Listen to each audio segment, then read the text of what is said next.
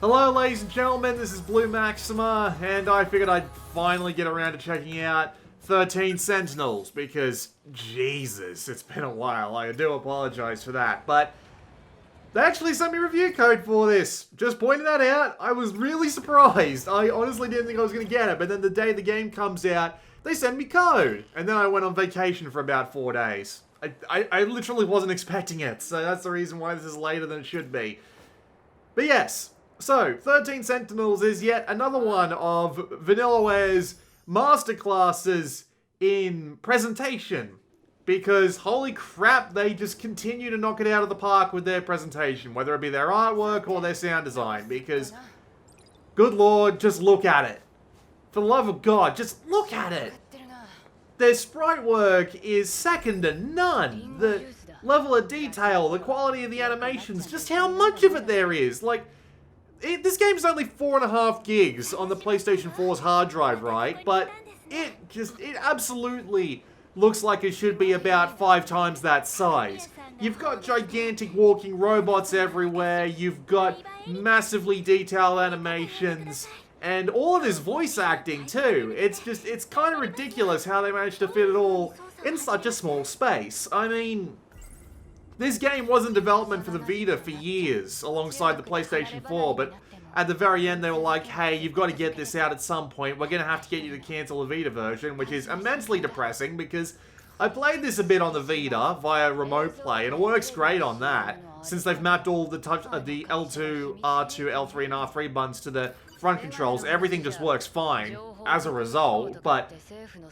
man, it looks really good on that screen too. Hell, I was able to play it on my phone for a bit, just because remote play on that doesn't require that much in the way of precision, and considering the real-time strategy side of things, that works fine too. But anyway, the story. 13 kids, although it turns out to be 15, but I'll try not to get into spoilers here. Admittedly, this is 3.5 hours in, but I've been playing for a fair bit longer. I've just passed 9 hours. I just figured I should record some gameplay footage as early as humanly possible, just not to spoil too much about it, you know what I mean? But yes, 13 kids are responsible for saving the world, and they do it by piloting giant robots, but the game is split into 2 very distinct areas. The first half, which is what you're seeing now, what is basically the first 2/3 of the video, is the adventure segments, where you are trying to piece together the story of everything that goes down before the final battle starts, which is the first thing you see when you start up this adventure mode. And then there's the second half, which is apparently a lot shorter, because despite the fact that I managed to get to like 40-something% in the destruction mode, which is what they call the combat, it's just kind of, I got there really quick, like in a couple of hours, and then the other 7 are just trying to get the adventure side of the things up to 30%, so I could get to the second part of the combat, but we'll get to that. So yes, the combat is real-time strategy with pausing, but we'll get to it when we get to it, because it's kind of hard to explain when it's not on screen. So the adventure segments are quite simple if you've played something along the lines of Zero Escape, right? You start with a few characters, you go through their stories, and you unlock the other characters to go through their stories, but there are blockades in the way. So the few that I've seen include having to finish someone else's story beats so that you can understand what goes on once you come back to the original first character's story. There is also needing to get to a certain part of the combat, so whether it be the second area's third wave, just as an example. So you need to do a little bit of the combat. And then you need to go and unlock the mystery files, which we'll get to when we get to, because I don't look at that in this footage until like the 45-minute mark.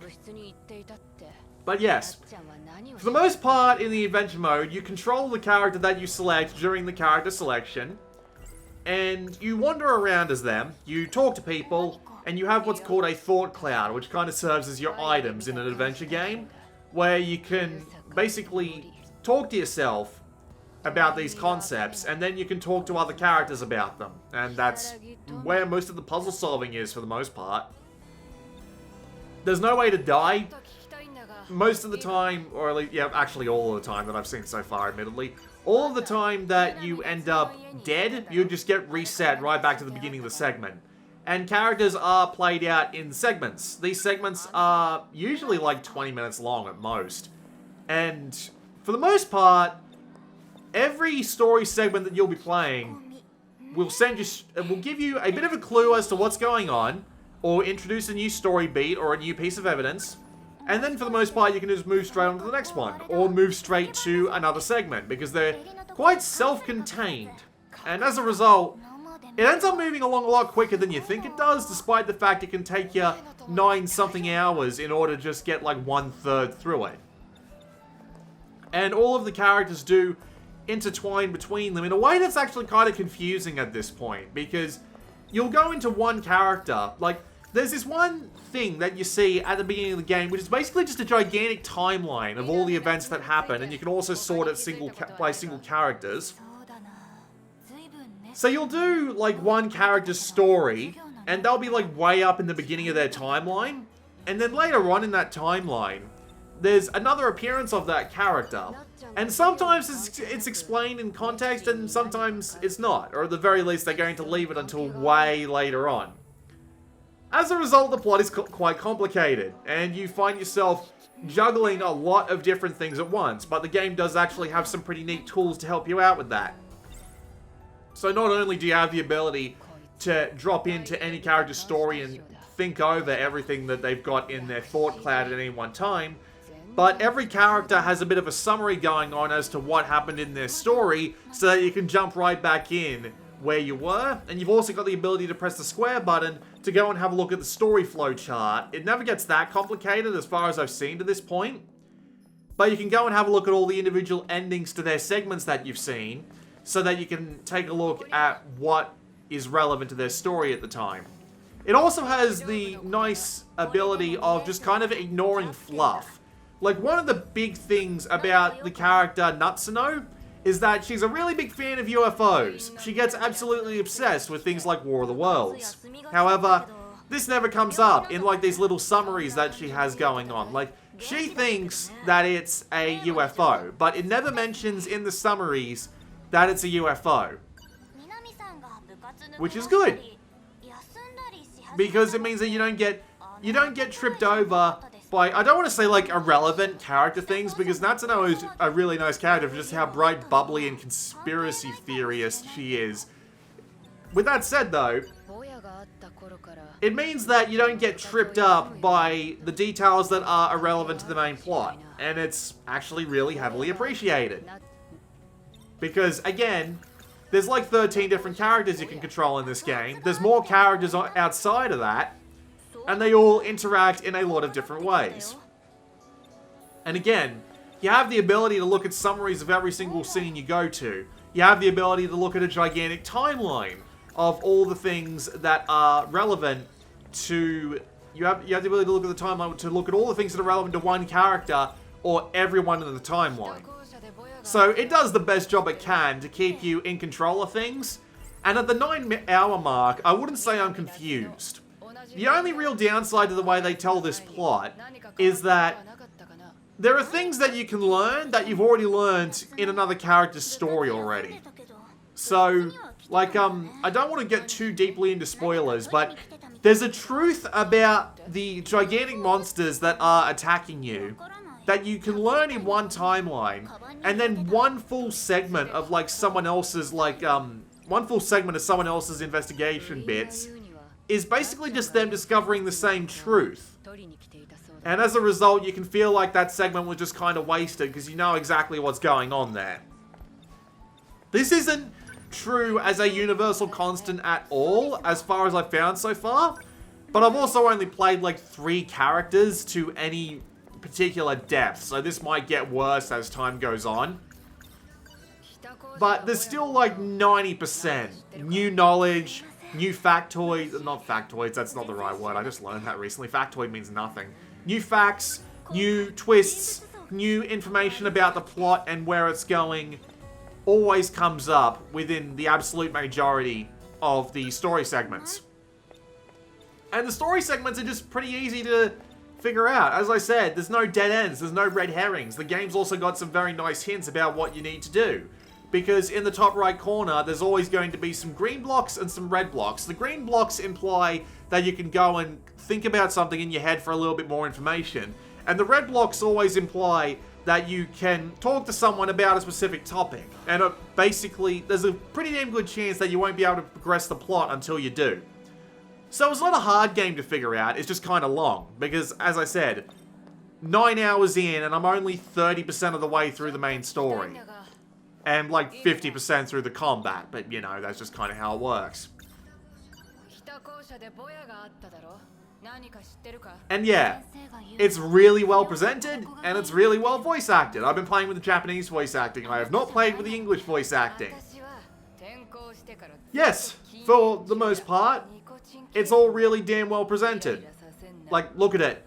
Just look at it. This is like two-dimensional sprite work and background art, and yet they've got an incredibly convincing lighting effect going on in the background there, and the animations are all really smooth, and I don't have an example of one of the giant robots walking around, but they do give you a few of those throughout the plot, and those look amazing as well. It's even got that vanillaware tradition of not having that many frames, but everything just being that more threatening. Like, see that girl walking past right now?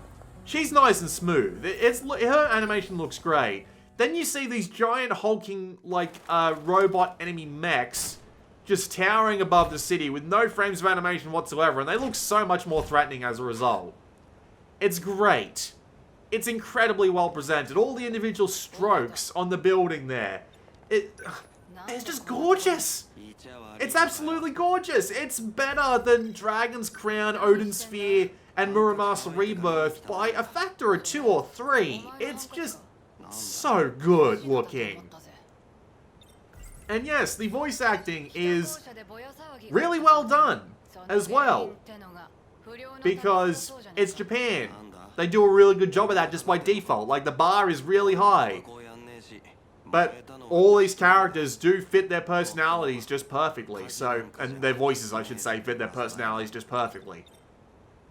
I haven't skipped a beat with the voice acting in this. And one of the options I actually really appreciate that I go through later on in this footage is that you can determine, like, the pause between lines. So, how quickly they move on to the next line. And most Japanese games I've played like this always have kind of an awkward pause in between lines. It's just kind of hard to avoid after a while. But in this game, they let you turn the amount of time that pause takes down. And I have. I've turned it down to 0.1 seconds before it moves on to the next line. And as a result, the conversations flow a hell of a lot more naturally than they would in any other game of this kind. And I can't help but appreciate it, because it makes things just go just that little bit smoother and that little bit quicker.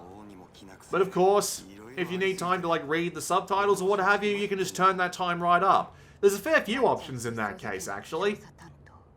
And of course, they've got the basic stuff like being able to skip a bunch of dialogue on the R1 button and the auto text on R2, of course, but that's really it. You don't interact with items, you don't, all you've got is your thought cloud for talking to people, moving between locations and all that, and as a result, it keeps it really simple.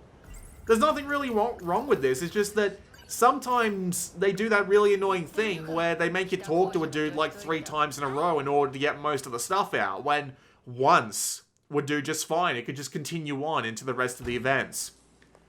Although I guess if they did it that way, people would get really annoyed at how there's basically no gameplay about it. Although as far as I've seen, it's all so simple that you could realistically make this like a full-on visual novel and not really lose anything. It's really doing pretty well for itself so far. The story is engaging, as I said, because of the fact that all the segments are tiny and there's always at least one piece of new information before the segment ends. It keeps you on. The gameplay is so simple as to almost be a deterrent, just because they could have easily just made it a full-on visual novel and not worried about this entire thing. And otherwise it just works really well. Because it's got that fantastic vanillaware presentation. That top-tier Japanese voice acting as always, because they've got ridiculous, like, bars of quality on that. As a result, I find myself being quite entertained. At the end of each segment, you unlock you unlock the next area, except the times that you don't. You will sometimes unlock a new character until you get the full set of 13. And you'll also get currency. That'll help you out with the battle segments, which we'll get to later on in the video. And you'll also get mystery files. And of course, like the events that will be placed on the timeline, and you can go and replay them at any time, which is a nice touch. So, instead of talking about that right now, I'm going to shut up and let you listen to the voice acting for a bit. I'll be back around the time... Actually, what time in this video is it? I'll be back around the 47-minute mark.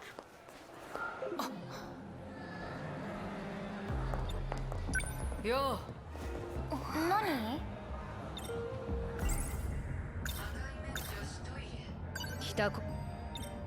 北校舎のトイレに行ったろ。あそこで何が起こった？突然何なの？言ったはずだ。北校舎のボヤの話？わざわざ遠くのお手洗いに行くわけないでしょ。これ、お前のメガネだろ？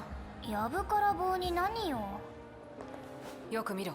私のメガネと同じみたいね。でも私自分のかけてるんですけど、私のじゃないと思わない？いいか、このメガネは現場にあった。こんな特徴的なメガネかけてるのこの学校じゃお前だけだ。私がボヤの犯人だって言いたいの？トイレに火をつけて何の得があるのよ。火？ごまかしてるわけじゃないのか。なんだ？実は私あの日見たんです。北校舎でうさみちゃん。美和子まで何なのよ。だって見たんだもん。夏乃ちゃんも見たし。なんだって？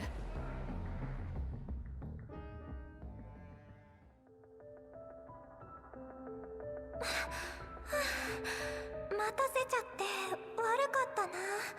早く美術室に持って行っちゃおう。あれ？夏乃ちゃん。美和子。部活じゃないの？どこへ行くの？どこというか。あ、ごめん美和子。なんだろう。あ、うさみちゃん。足の包帯どうしたの？怪我？無視するなんてうさみちゃん変なの？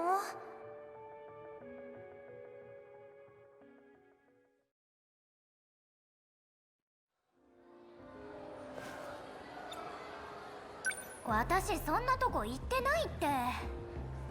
美和子だっ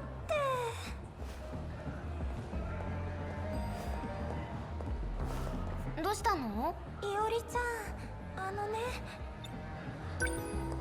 でもそれおかしいよ。本当に見たの？美和ちゃん待ってたあの日、私とうさみちゃん正門の前にずっといたよ。あ、そういえば。如月富が2人どうなってる？なっちゃんの南夏乃の様子はどうだった？慌ててて、カバン持ってて。あ、そうだ。コピー持って行った帰りに別の女の子を見たんだけど、埃まみれで変だったの覚えてる。そういえばお手洗いの方から来てたかな。どんなやつだ？おしとやかそうで、学校で見た子なんだけど、何年の誰かまでは。如月とそれに埃まみれの女か。女子トイレで一体何があったんだ？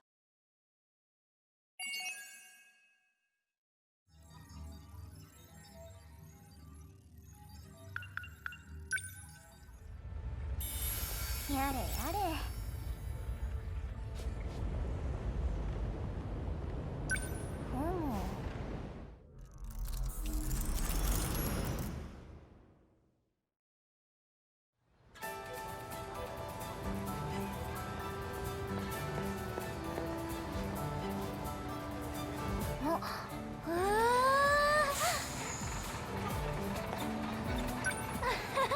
ここにもすぐそこの交差点に4つもあるのに、どこもかしこも電話ボックスだらけ。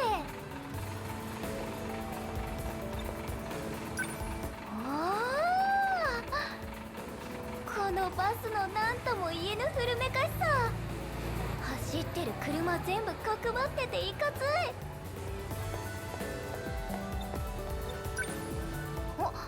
あの看板見たことある。昭和タグの解雇動画で見た動画と同じ。信号機も分厚いな。勝手にうろちょろするな、如月。ねえねえ、この頃ってみんなスマホ持ってないんでしょ？信じらんない。どうやって連絡取り合うの？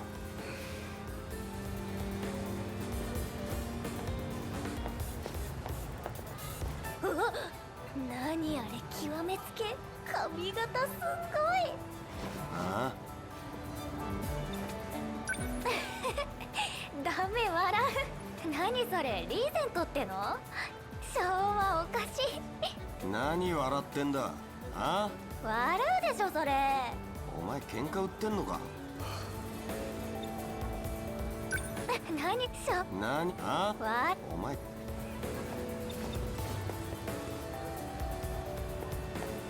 君、すまない。この子は少し人とずれててね。ちょっと変人扱い？言ってくれ。後でよく言い含めておく。変なやつら。たく胸くそ悪い。面倒を起こすな。この時代の理解者の協力で我々はここに受け入れられている。我々は異質な難民ということを忘れるな。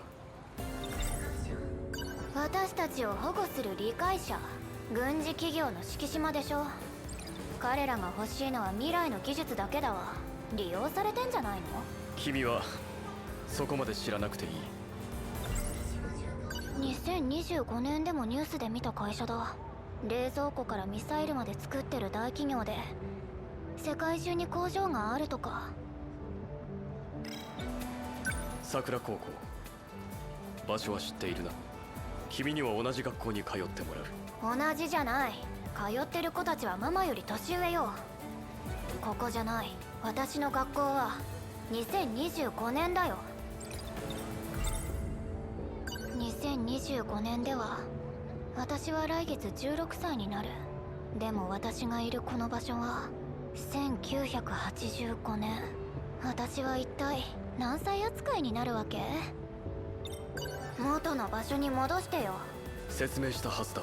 世界は壊滅したと。もしそれが本当なら、ママとパパも助けに戻らないと。戻っても誰もいない。もう手遅れなんだ。時間転移の許可は下りない。それもあいつらの命令。私を勝手にここへ連れてきて、そっちの言葉だけ信じろっていうの？そうだ。我々と対比できた君は少なくとも幸運だ。この目で見てもいないのに滅びました。はいそうですかと信じられるもんですか。この様子じゃ拝み倒しても元の時代に戻してくれそうもないし、こいつらとの交渉材料が必要ね。何か弱みみたいな。こちらが正式に説明するまで勝手な行動はもちろん目立ってもいけない。ともかく君は学校に通うんだ。分かったね。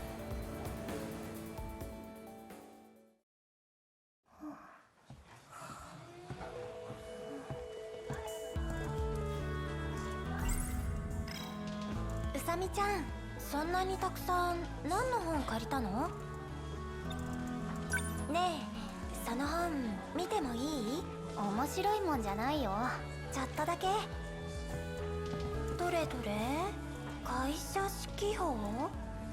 企業案内に経済誌も。うさみちゃんすごい。キャリアウーマン目指してるの？いや、大企業の弱みを握って操ったりできないかななんて思って。うさみちゃんやっぱり少し変わってる。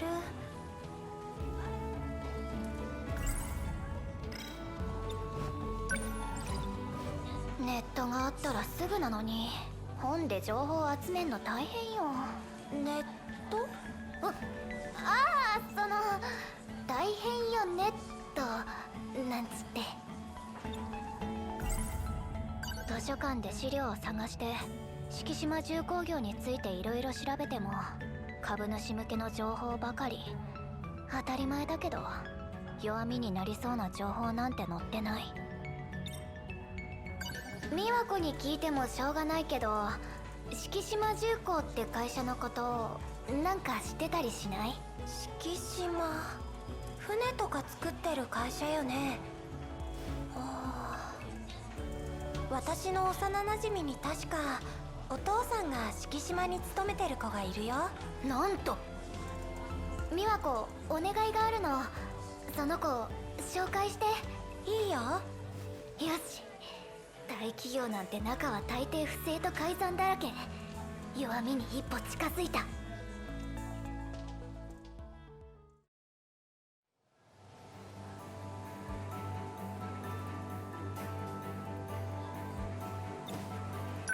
幼なじみって同じ学校だったのね。でも来ないね。待ち合わせ間違えてんじゃない？来たくないとかちゃんと伝えたし大丈夫。来るよ。約束は破らない子だか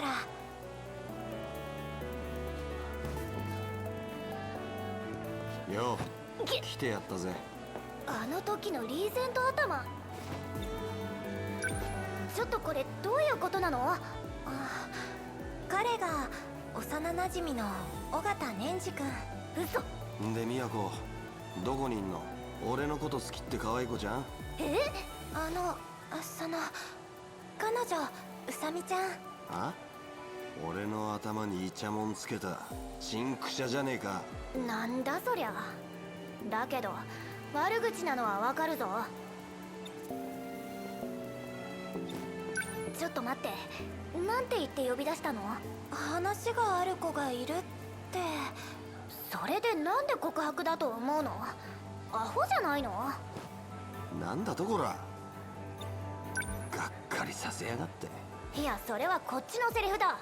喧嘩はダメだよ。いた。いないから探したじゃない。今のって。あれ？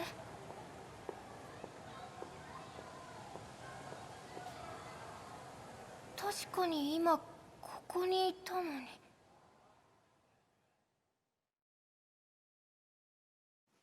うさみちゃん。うさみちゃん。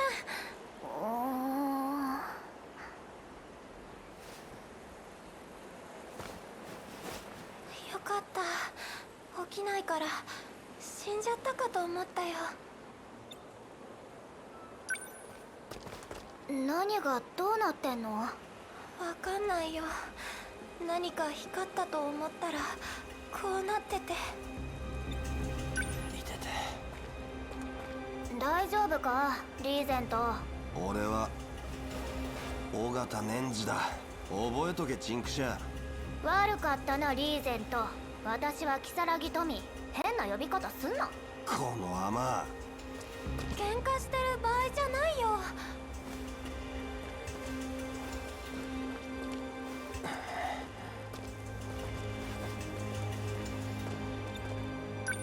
そこら中のビルが崩れてる。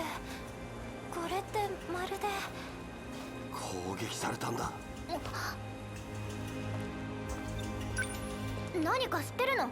一瞬のうちに街が破壊されてる。ピカッと光っただろう。核戦争が起きたんだ。核戦争？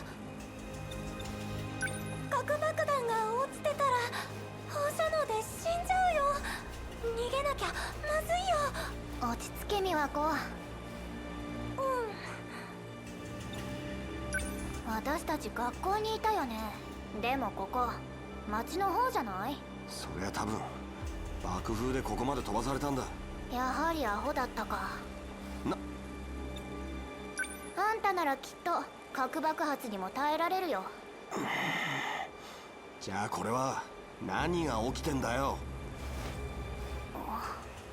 ここってもしかして。世界は壊滅した。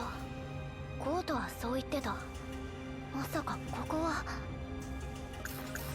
敷島は明治期の動乱に清少として財を成した財閥。就職先人気企業ランキングに常に関連企業の名前が並ぶ敷島重工は明治に造船所として始まり、後に航空機事業と合併、戦時には兵器製造を中心に発展した。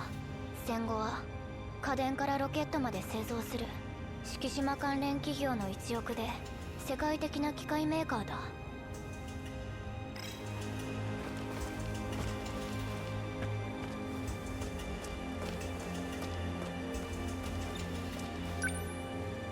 ここ欅町だ。え？本当だ。電柱の表示板。商店街の近くらへんね。なんだと？学校からだいぶあるじゃねえか。何が起こったかわからねえが、誰もいねえとこ見ると避難したんじゃねえか。じゃあみんなはどこ行っちゃったの？美和子、パパ、ママ。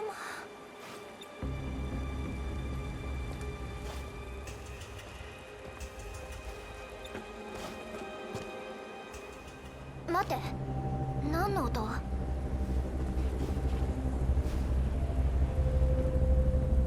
救助のヘリコプター？いや違う。なんだありゃ。隠れて。虫じゃねえよな。でかすぎる。言ったようだ。ここは2人が知ってる街じゃない。壊れちゃって面影がないけど、多分ここは2025年。2025年って何言ってんだ？もともとこっちに住んでたの。私、あんたから見たら未来人ってこと。うさみちゃん大変。奥にもう1人いたわ。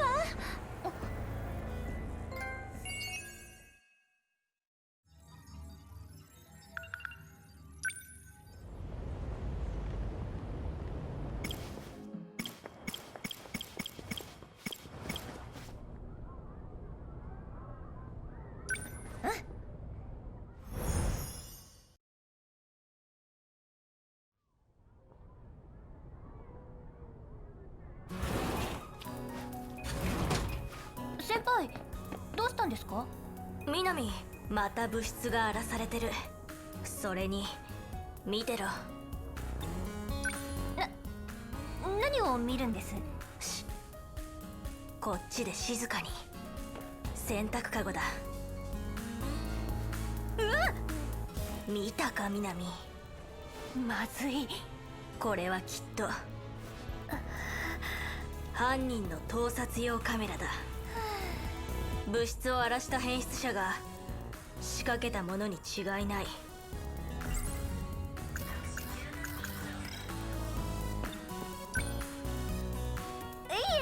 これ私の南の目覚まし時計なんですよ。時計？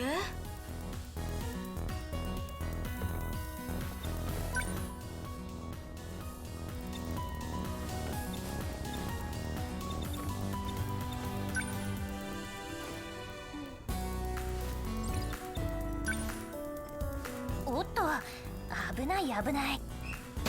機密。もしも BJ が素早く。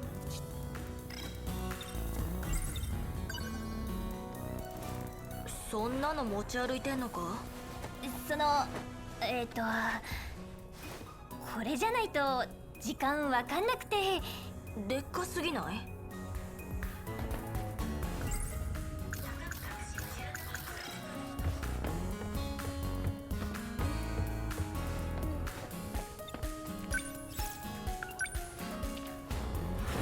あれ、その格好で帰るの？ああ、ちょっと急いでて。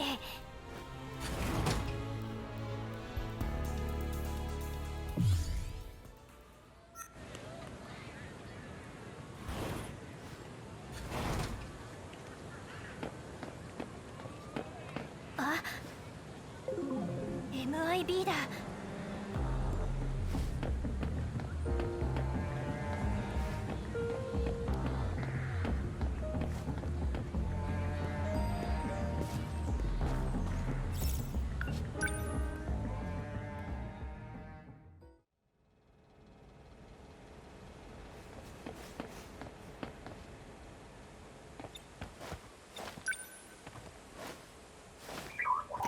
着いたよ。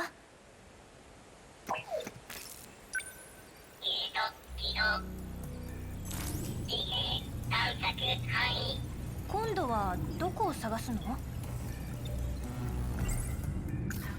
仲良しのユキちゃんが MIB の人間だったなんて。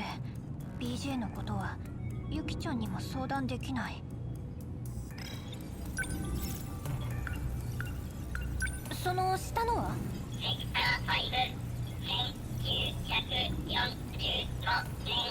過去にも行けるんだ。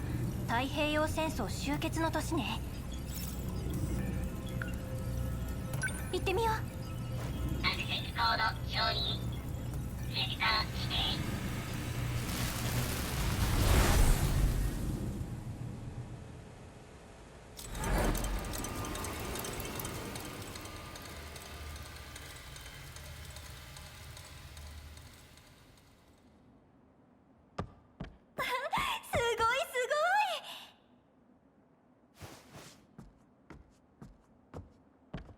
カビ臭かった旧校舎がすっごい木の香り。立って間もないんだ。夢みたい。 BJ 見てよ、過去の学校よ。本当に過去も未来も自由自在なのね。分かってる。ここでは慎重に行動しないと未来が変わってしまったら大変。40年前ってことは3歳のお父さんがばあちゃん家にいるはず。ちらっと見てきたらダメかな？ダメよね、分かってる。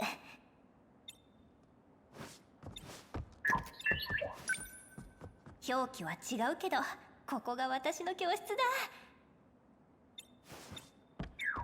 騎兵、ここにあるの？ドローンと信号を検知した。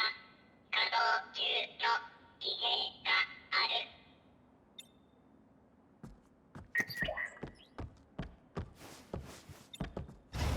あ、誰か来た。隠れなきゃ。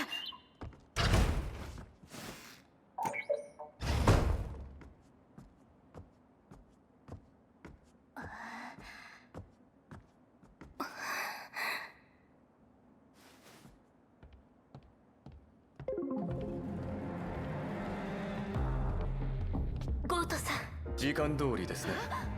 これが今月分の薬です。お薬、先月から変わったのかしら？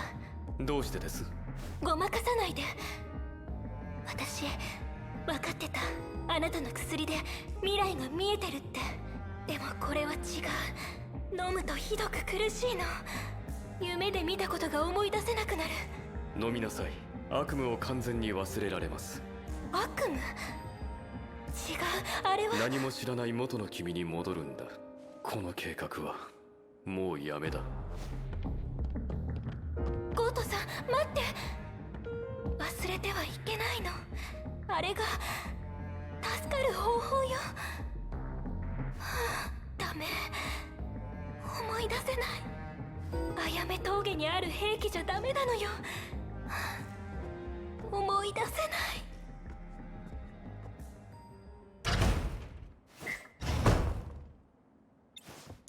今のゴート先輩、どういうこと？いや、40年前に先輩いるわけない。先輩のおじいさんだよね。そっくりだし。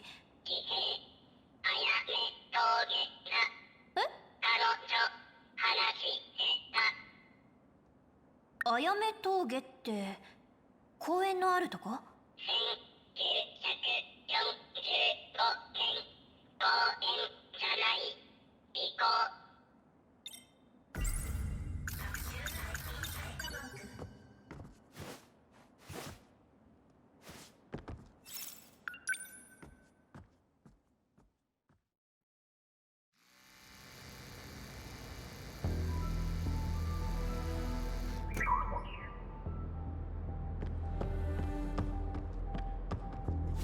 勝手に先に行かないでよ。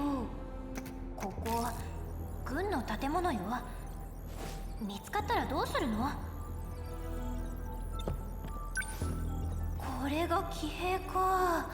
でっかいな。こんな目立つものどうしたらなくすのよ。騎兵は電気装置とリンクしてきた。そうなんだ。ともかく見つかってよかったよ。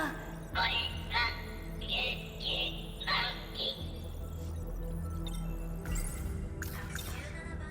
そっか、17番って言ってたね。17番機探してる。19番機仲間の騎兵、私には動かせない。BJ の仲間はどうなったの？消滅を確認済み。それって死んだってこと？そうだよ、死んだ。BJ、それよりこの騎兵、システム変更されてる。全員を迂回してシステムを構築。なんだかわかんないけど、ここの人たちがやったんじゃない？この時代の技術では不可能。では明日、0800に。誰か来る。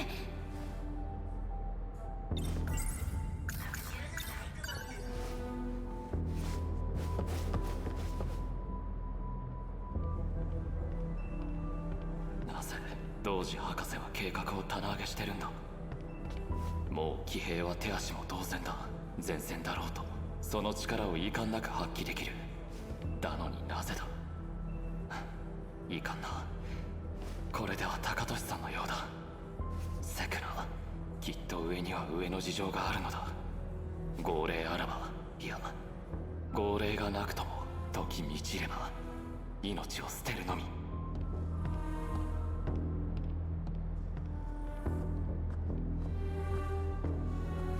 あんな子も戦っているの？今度はこっちから誰か来る。も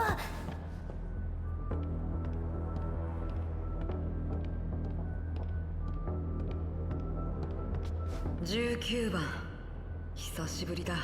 早速見てみるか。へえ、見事に迂回経路が生成されてる。まさか2人目で成功するとは驚きだ。すごいぞ三浦慶太郎。脳内をかき回すナノマシン再構築探査を発狂せずに耐えたのか。このデータで騎兵を奪える。おっと、グズグズできないな。同時博士が警備を戻す頃だ。騎兵のロックは約束通り解除と。もうここに用はないが保険をかけておくか。よし、これで三浦君に接触するだけでデータは拡散するはずだ。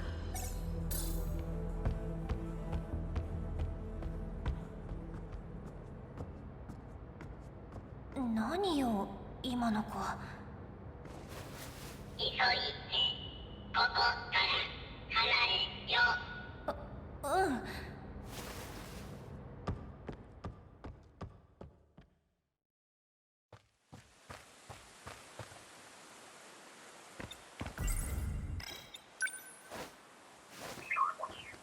たよ BJ。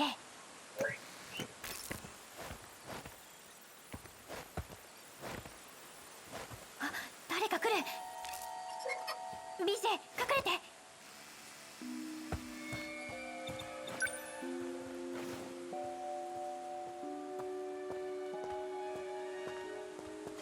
データが完成していたとは。博士と交渉したのは正解だったな。設定がいじられてる。ここに誰か来たのか。このゲートも危険だな。元のキーに戻しておくか。撤収だ。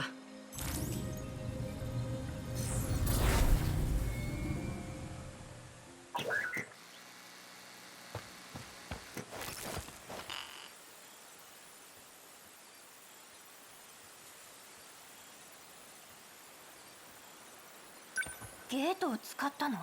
まさかあの子も宇宙人？きっと変えられた変異石体。え？帰れないの？体積完了まで78時間24分。そんなにここにいられないよ。未来に帰る他の方法ないの？安全な変異ここと騎兵だけ。騎兵。なんだ今の。また誰か来た。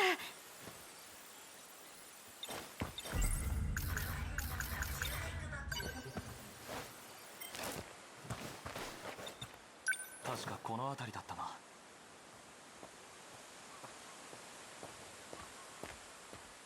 時坂神社、神様でも見たのかな。まさかな。やっと休暇をもらえたというのにすっかり遅くなってしまった。千尋は心配してるだろうな。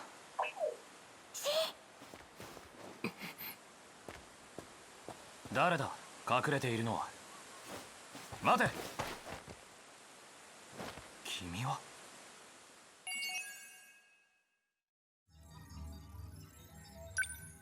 Alright, so now that I've stopped playing the adventure segments, let's go talk about some of the other stuff. So, I already told you about the timeline, but there are a couple of things that I do want to go over. The main thing being the mystery files. The mystery files are kind of weird. You earn mystery points for good performance in the battle segments, and you also earn them just as you go along, and you can use them to unlock files on people. And I'm thinking to myself, you know what, this would be kind of neat to have just as a, like, you know, things to give you just little extra clues about stuff that you're going along with in the story. And they do update as they go along to give you more details about people, about the characters and the events that are happening in the story.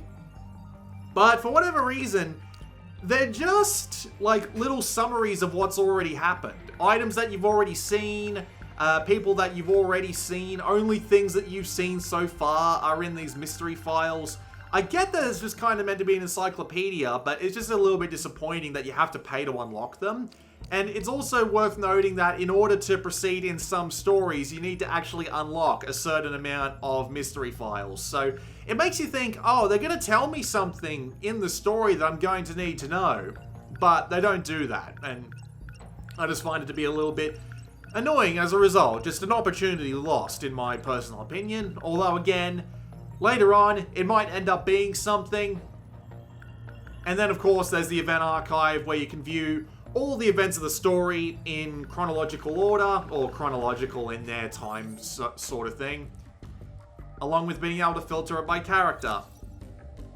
So now, oh yeah, here's your saves. You only get a few saves, but it should be more than you need because there's no like dead ends or anything like that. And here's all your settings, including the auto advanced weight that I told you about, and a couple of other things. Nothing particularly too out of the ordinary, although some of them are nice options to have.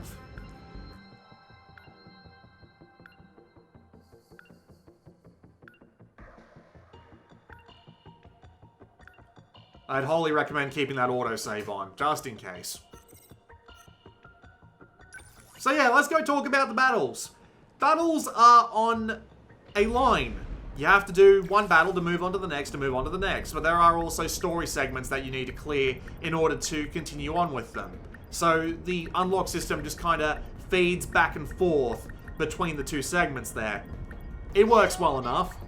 And so you can pick 6 people to be on the attack, and everyone else who hasn't been overloaded by being in 2 battles in a row gets to be on defense. And you can customize all of the characters as well. You can modify their weaponry, you can unlock new weaponry, and you can also upgrade the stats of their armor later on, although it's more worth it to go for the stronger weaponry first off. There's 4 different types. Guys that are good at melee, guys that are good at shooting, guys that are good at everything, guys that are good at being support, and you can unlock weapons, you can upgrade them, and the individual pilots themselves, when you level them up by taking them out into battle, also unlock skills. Things like if one character attacks, this next character will be more powerful. You're more powerful if your attackers are completely full up. You're more powerful if your attackers, if you've got less attackers than 6.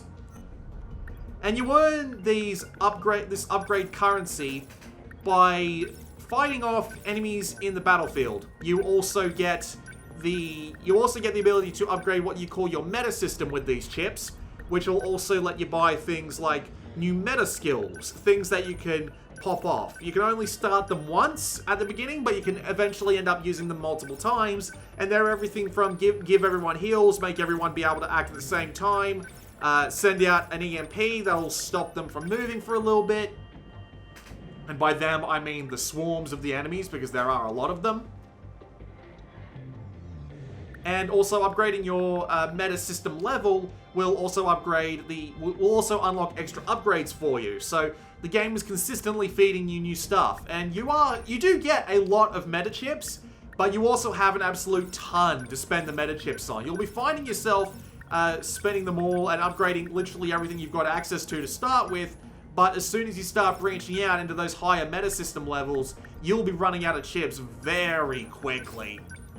So as a result, you have a lot to spend your money on.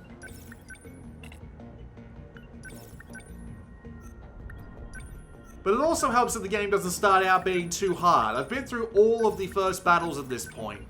So all of the first battles basically just introduce dudes. And you've also got a bit of a system going on where you can upgrade, where you can get more score in levels by having consecutive battles. Because as I said before, you can take your dudes into up to 2 battles as attackers at a time. If you put them on defense, they'll recover and then you can use them for another battle. And once you do that, they either become unusable or you just generally match them up and down. But this also combines with every level having an individual set of objectives to do. Not to mention you scored based on how much damage the city, the main terminal that you need to defend in every mission, and your individual units take damage as well. You scored on all of that. So you need to be taking along not only people who are appropriate for the situation, but people that can fulfill these extra objectives for bonus mystery files and what have you. It's all a bit complicated, but at the same time, it's fine. What really gets the blood pumping, though, is the battles. You can play them in 3 difficulties, and the battles you're about to see are being played on the intense difficulty.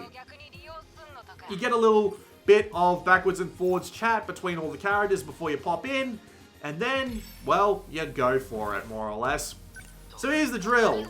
All of your characters have their unique weapons that they can use. This takes energy, so you need to be careful with the amount of energy that's being spent. You also need to check on their movement. Everybody except the 4th gens have to move along the streets. You can see what the streets are. They're the clear blue lines going on there. So they need to move in order to be in range. And enemies will be dropped in around you, depending on the level, of course. And you need to use all your dudes' abilities in order to fight them off. Sometimes there'll be unique objectives like destroy these absolutely massive units. But for the most part, it's basically just don't die. Don't die and make sure everything else dies, and that'll do the trick. You have EP for your weaponry, and this EP can be recharged by defending. However, it will take a fair amount of time if you defend. You can also repair your units, but that will also take time. and everyone can be moving or using their abilities simultaneously. Everybody starts out with the ability to move or attack. So basically your first 6 moves are, alright, let's get this ready. Let's drop down some sentry guns. Let's get everybody a shield so that they don't take damage to start with. Let's make sure our melee dudes are in optimal range of all the dudes that are about to drop down. And it's quick. As you can see up the top there, every level takes a maximum of 2 minutes on pause time, but you will be pausing a lot to keep up with all of the dudes coming in and attacking you. And there are all sorts of units that come in. So you've got regular workers, they're tiny, they die in a couple of shots. Then you've got bigger dudes that come along, like drum mines that will explode. Or flying dudes that the melee dudes can't hit because they can't fly. But they might have, like, say, cannons on their shoulder that they can fly up. Or railgun rounds that'll just wipe out everything in a particular column. You've also got more defensive things like sentry guns, and man, sentry guns are fucking OP.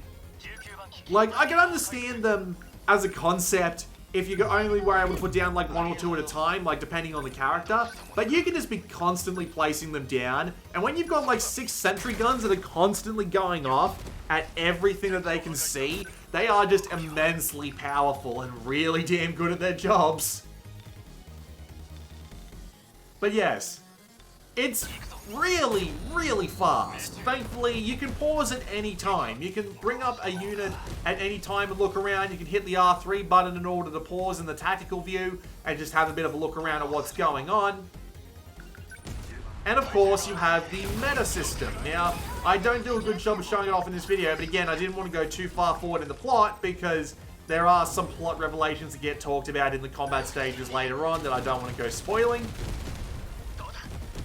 But yes, nevertheless, you do get the meta system, where if you hit the triangle button, you can send out a gigantic EMP that will stop everything in its tracks and take out a lot of the workers, so that you don't have to worry about your terminal, which is the thing in the center.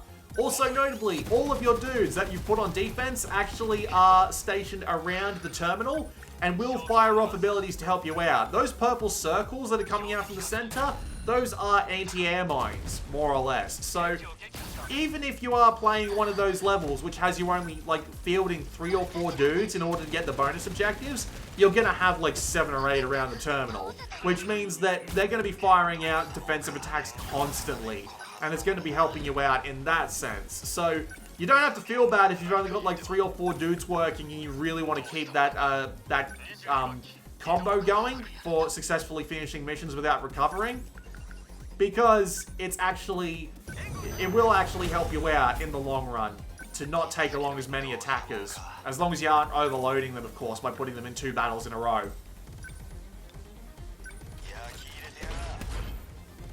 But then, of course, there are the weapons and what they do. You've got melee weapons, which do massive amounts of damage, and they just punch the shit out of dudes. Then you've got, like, your ranged attacks. You've got, like, the arm-mounted pulse lasers, or the, massive gun attacks that don't take any EP, but are great at wiping out worker hordes, but can't really do that much damage to everything else. But then, the tactics of the enemies come in on that. Like, you've got gigantic walking platforms that are constantly spawning units that you have to be constantly beating down in order to keep away. And you've got things like your melee attacks, which will actually knock them back. So if you want to, say, keep as much of the city safe as possible, you want to be able to knock them as far back as you can with melee attacks, just so they don't go trampling over a bunch of cities. But then you have to worry about your dudes being too close and not being able to do anything while they're moving. But then you can just pop out another meta thing, where you can either stop them moving or you can make everyone move again, and they can continually beat the shit out of something if you absolutely need to. What I'm trying to say is, there's a lot of strategic elements, and they all work really well together. All the enemies are really well balanced around giving the aerial abilities and the ground abilities a bit of balance going on. It's all really balanced around the idea of the Sentinels, because there are like 3 or 4 of each kind, so you don't have to worry about being underpowered in melee, or all-rounders, or long-range attackers, because you've got all the dudes you need. And with all the different weapons they can all equip, it means that you never feel particularly outgunned in any particular situation, especially if you upgrade the ones that you really get along with. Because it means that I'm just trying to explain. It works really good! is what I'm trying to say. Not to mention it looks awesome. It's a bit of a deviation from what Vanillaware are known for in their particular in this particular kind of game. But the holographic representation of the city with the really nice effects and the gigantic amounts of meta chips that just fly out everywhere and then just spray in to give you that base sense of satisfaction in beating the crap out of a bunch of worker drones at once. Immensely satisfying. Not to mention you get score bonuses for everything from making sure you're continuously doing missions without having to recover dudes, so you're playing along with that whole keeping everybody out of stress system, and the whole bonus objectives thing going on, so you need to be constantly worried about who you're taking along, who you're leaving behind. Of course, if you want to just ignore this and you don't want to play with so many drones coming along at once, just turn down the difficulty and recover every turn. You can do that if you like. Nothing wrong with that approach. I'm just saying that I'm not usually into real-time strategy games or anything like that, but thanks to all the little things that they've done here, like letting you pause at any time, giving you tons of options on how you want to go about things, and giving you the currency to make sure that you can try a fair few different things at once without massively screwing yourself, not to mention you can go back and just grind old stages for extra chips, means that it's all very satisfying to play. I do have a couple of problems, mainly how if you're using the joystick to find a path for, say, the melee ones to get along in the streets below, you have to map it with the exact pointer and not just generally where you're going. It won't find the shortest path from where they are to where you want them to be. You have to map it out yourself, which can be a bit annoying on the controls, especially if you're playing on something like a phone, where it's kind of hard to be precise like that. Also, you've got like things like directional attacks and armor piercing and just, again, all sorts of these little things. And there are these other, there's this other thing that I want to point out as well. Look in the bottom right corner of all of the weapons that I am having a look at. It's got all these great animations of these weapons being fired off, but you don't see them anywhere except in this screen. And I feel like they could have taken a bit of advice from Super Robot Wars in this regard. If you haven't played Super Robot Wars, the idea is every time there's a battle, and you can turn this off by the way, there's this really cool animation of the suits attacking each other. And it looks great. And Vanillaware, masters of animations, are like, yeah, let's just keep these tiny animations down in a little window in the weapon customization screen. It's a bit disappointing, at least in your first couple of fights. Let me turn on, like, little animations that show off everybody that, let me show off all their attacks. Let me show off how cool it looks. But, yeah, for some reason they just don't do that. But still, the action is fast and incredibly satisfying when you make it work. If you're playing on intense difficulty, it definitely gets hard. I mean, like, I have been getting a bunch of S ranks, but I've also been getting a bunch of A ranks and C ranks because, yeah, these dudes can flood in. The hordes get absolutely enormous to the point where the PS4 doesn't know what to do with half of it and just kind of starts slowing down. Because of course it does. And it is just immensely satisfying working with all of these different robots, all of their different abilities, making sure the melees can get up close and personal to the big dudes, keeping the long-range dudes back and constantly firing off sentry guns and long-range beams and all that to keep all of the workers away, and having to balance it all off with choosing what characters you send in and leave out, letting some recover, having to bring some along because of the bonus objectives, and trying to keep the city, the Sentinels, and the terminal thing all in the middle as healthy as possible for the S ranks. It is immensely satisfying. I've been enjoying the shit out of it, and it's a great little bit of it's a great distraction from when I'm a little bit sick of the adventure mode stuff, because again, even though this only takes 2 minutes in real time, the battles are still a fair bit shorter than the individual segments that they've got going on with the individual segments they got going on in the adventure mode. But yeah, it's absolutely great.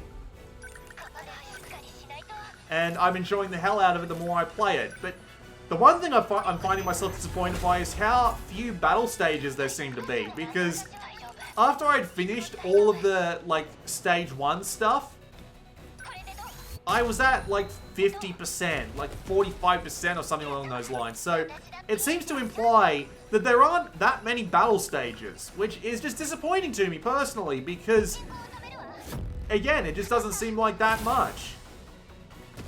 Which is a shame, because I'm enjoying it. I will enjoy what there is. I will absolutely enjoy what there is to fight. And I do intend on trying to finish 13 Sentinels, because I really am enjoying it. The plot is keeping me hooked, the presentation is keeping my eyes feasted, and the gameplay of the real-time strategy segments is giving me that little bit of a kick that I need when the adventure mode just becomes a little bit too much, or a little bit too stale. So yeah, out of the 9 hours that I've been playing, would I recommend 13 Sentinels? Absolutely.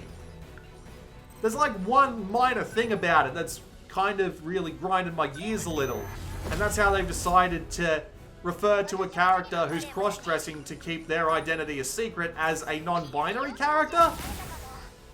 Although I can't even tell if that's a joke or not, it's all weird. It doesn't really make that much sense. They don't even bring it up again, and there's like 1 or 2 reviews that are like, hey, this was kind of cool, but it was also kind of crap because apparently Atlas can't get anything right when it comes to the socially woke, we shall call them. Other than that though, it's really hard to find anything other than nitpicks going on here. I'm enjoying it immensely, and I'd happily recommend it.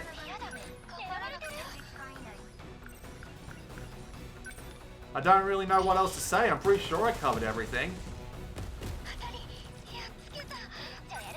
So just to summarize real quick, adventure game segment.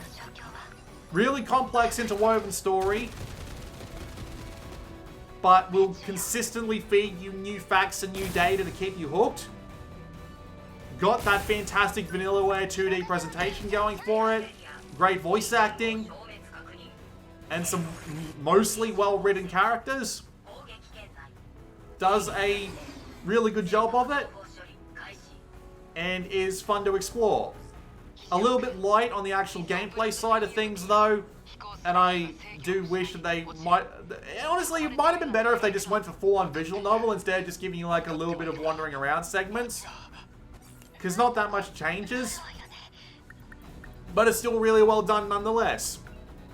And then it's supplemented by a really cool real-time strategy system with tons of variety in your approach to strategies, a lot of different enemy types that you have to work with those different kinds of robots to effectively defeat, and a bunch of interlocking mechanics such as armor piercing, directions of attacks, all sorts of little effectiveness things. Being able to send out pulses of abilities via the terminals. All sorts of like little interweaving things outside, like only being able to take along certain guys for bonus objectives. Keeping everyone as unstressed as possible so that you don't have like only 4 dudes and 2 defenders to work with on a really hard mission. Having tons to upgrade and tons to equip in order to, personalize your strategy the way you want. Tons of things like being able to pause at any time, look around at the battlefield, and make sure that all your dudes are in the right place. It all just weaves together into an incredibly fun system that I'm enjoying the shit out of, and I just wish there was more. Just because of the way the game lays it out, it doesn't seem to be much more past what I've got done. But yeah, 13 Sentinels, Aegis Rim, from what I've played so far, highly recommended. If I get around to finishing it, and there isn't a gap in the schedule by the time that I do, I'll come back and I'll do another video talking about the rest of the plot. But right now, after 9 hours of game time, yeah, 100% recommend it. This has been Blue Maxima. I will see you all next time.